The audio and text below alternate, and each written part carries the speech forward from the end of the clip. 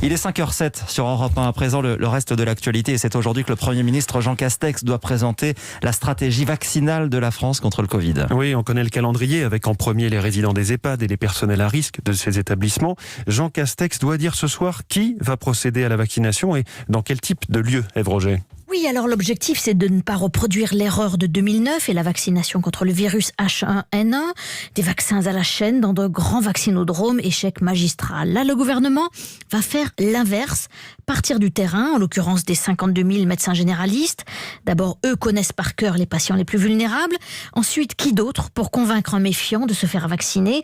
Eux savent manier les mots pour lever les réticences, explique Jean-Paul Hamon, le président d'honneur de la Fédération des médecins de France. Le meilleur exemple, c'est de dire que moi, je vais me faire vacciner, sans hésitation. C'est la même chose quand les gens ont une réticence à l'égard de l'hépatite B. Je leur dis, mais écoutez, j'ai vacciné mon fils, j'ai vacciné mes petits-enfants. N'ayez aucune crainte. J'ai pas envie que ma famille soit malade. Deuxième question, où se faire vacciner? Alors là, ça se complique singulièrement, surtout avec ce premier vaccin disponible, celui de Pfizer-BioNTech, qui nécessite de super congélateurs. Plus d'une centaine de lieux de stockage équipés ont déjà été prévus par le labo à travers la France.